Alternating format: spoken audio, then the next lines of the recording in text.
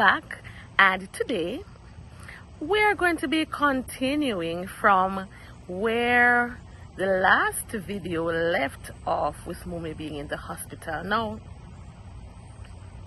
after that first hospitalization, I think Mommy's immune system became compromised, and so she required personal care. That's when we really knew that a caregiver was going to be a permanent part of our lives.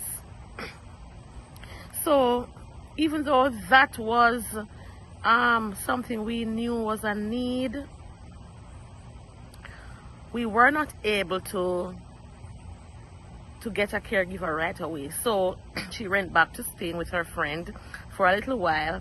But then there was a disease that came to Jamaica and swept right through.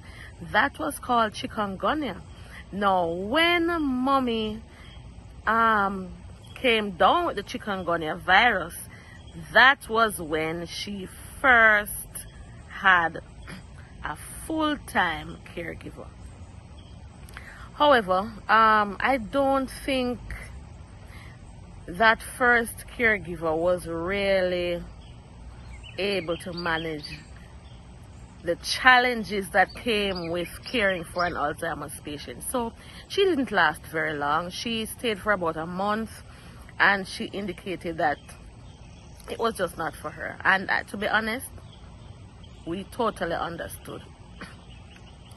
So then we sought another caregiver who, by the time she arrived, Mommy was doing physically well. She was able to move about. She was able to bathe herself, take care of all the other personal hygiene requirements on her own.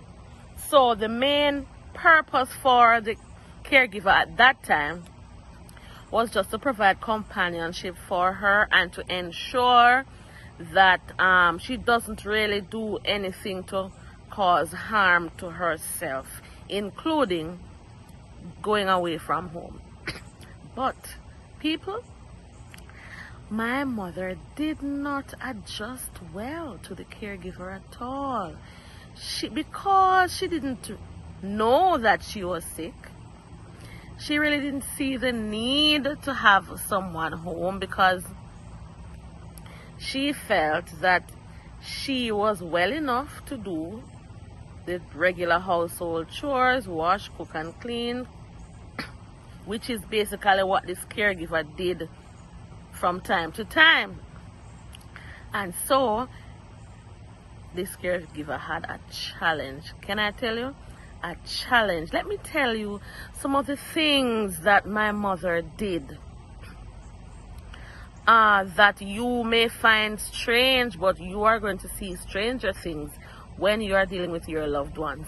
Now, this lady had a challenge keeping the wet clothes on the line, because Mommy used to go outside, take the wet clothes from off the line, put them on hangers and put them back in the closet. Yes. And guess what? She wasn't even aware that she was doing this. She didn't even know what she was doing.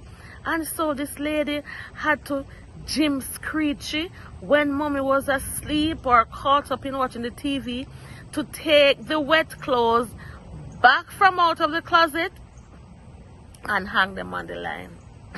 And if she was caught, it would have been a big hullabaloo. The other challenge she had was that Mommy didn't trust her. So while she allowed her to do the general tidying up of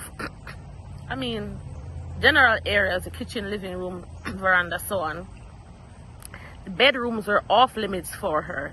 So even though we were paying her to do the tidying of everywhere else, we ended up doing the bedrooms because it would cause a conflict with my mother.